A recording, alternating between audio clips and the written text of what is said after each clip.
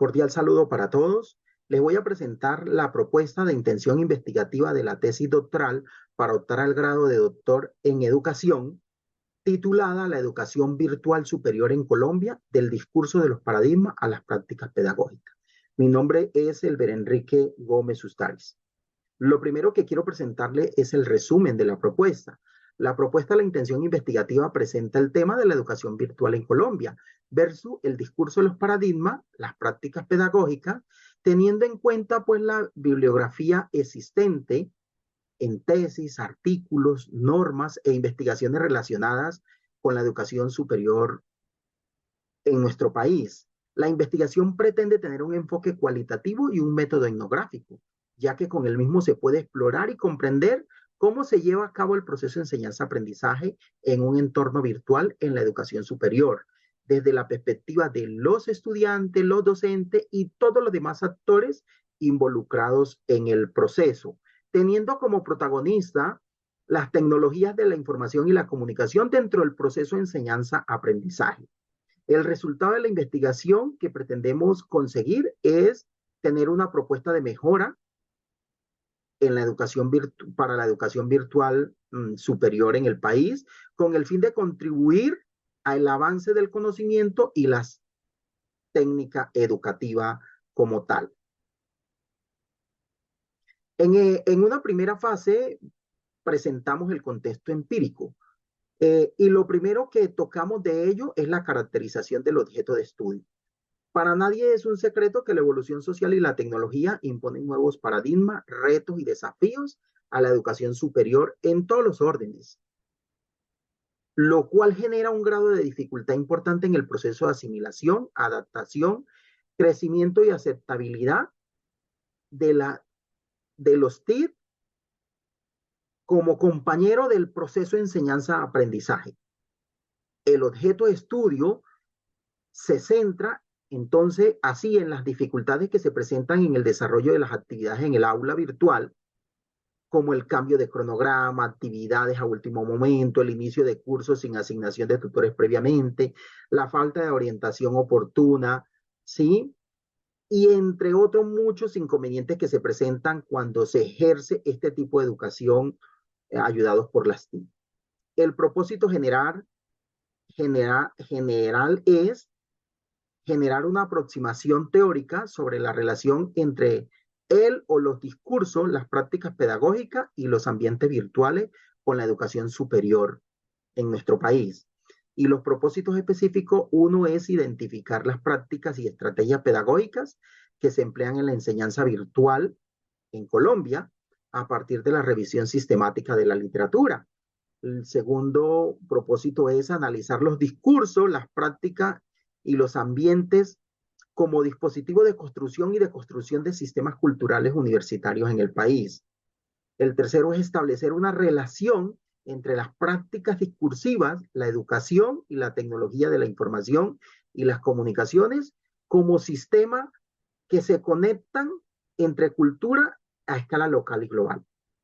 Y por último es establecer unas orientaciones teóricas que favorezcan el desarrollo de las competencias digitales para la práctica del docente en esta modalidad de educación dentro de la educación superior en concreto. Esta intención investigativa se justifica como quiera que la educación virtual ha presentado diversas dificultades en el sector educativo. Además, existen instituciones que todavía no aceptan la educación virtual y por medio de ella que se puede impartir ese proceso de enseñanza-aprendizaje. Esta investigación es pertinente ya que propone indicar cómo la pandemia que nos tocó vivir llevó y demostró que la educación virtual sí es posible, es seria, es contundente y sobre todo puede llegar a un número de personas que no se pueden acercar de manera presencial a recibir el proceso de enseñanza-aprendizaje. Es relevante como quiera que se concreta, ya que se justifica porque se va a identificar, visualizar y proponer la solución de problemas que se presentan en la educación virtual en Colombia.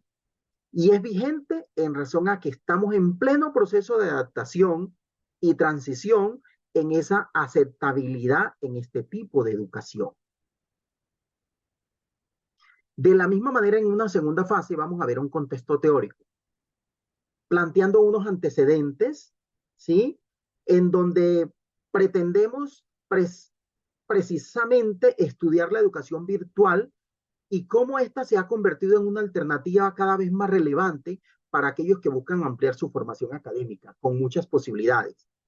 En Colombia esta modalidad educativa ha tenido un notable crecimiento en los últimos años y significativo a raíz de la pandemia.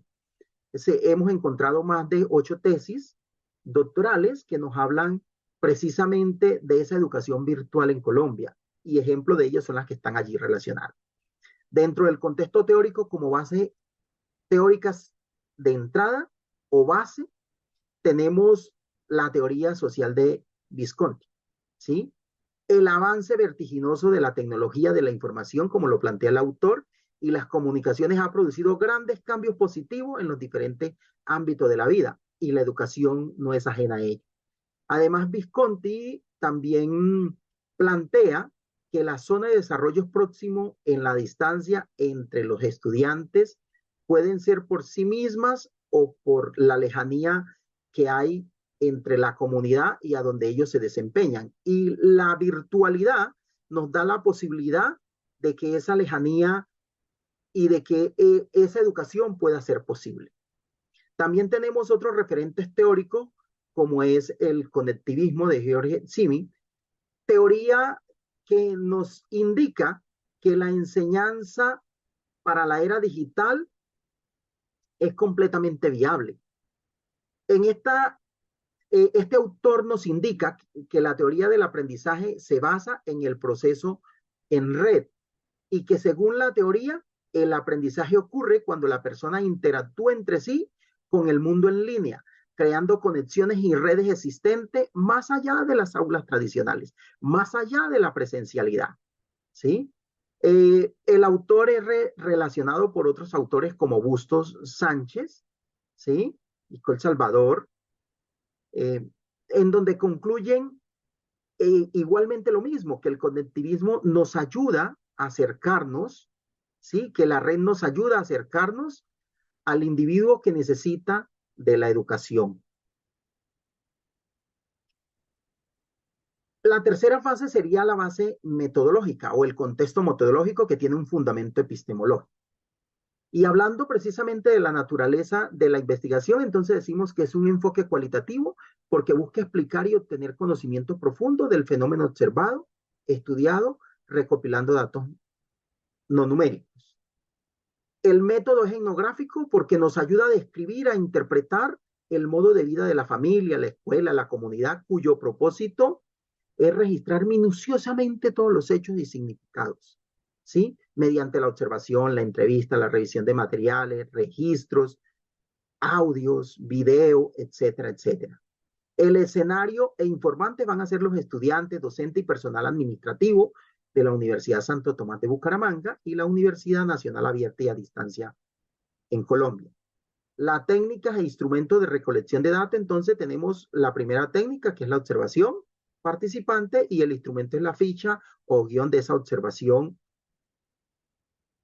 Tenemos una segunda técnica, que es la entrevista, y el instrumento que vamos a utilizar es el cuestionario de entrevista, estructurada y semiestructurada.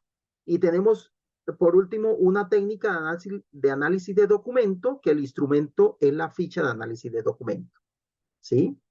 El procedimiento que vamos a adoptar o que se debe seguir para construir el instrumento de recolección de datos tiene las siguientes fases.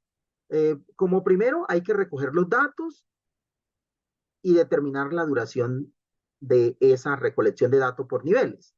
En el primer nivel segmentamos, identificamos y agrupamos toda la información, que eso es lo que estamos haciendo en estos momentos. En el segundo nivel, construimos un sistema de núcleos temáticos por categoría, que también tenemos un borrador en estos momentos. En el segundo momento, procesamos toda la información recogida en el escenario por niveles.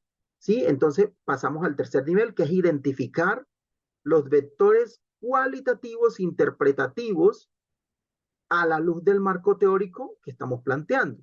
En el cuarto nivel vamos a sistematizar toda esa información, ¿sí? El investigador realiza el informe bajo un análisis riguroso y libre de la posibilidad, eh, que abre una posibilidad, perdón, de construir o enriquecer la teoría que estamos planteando.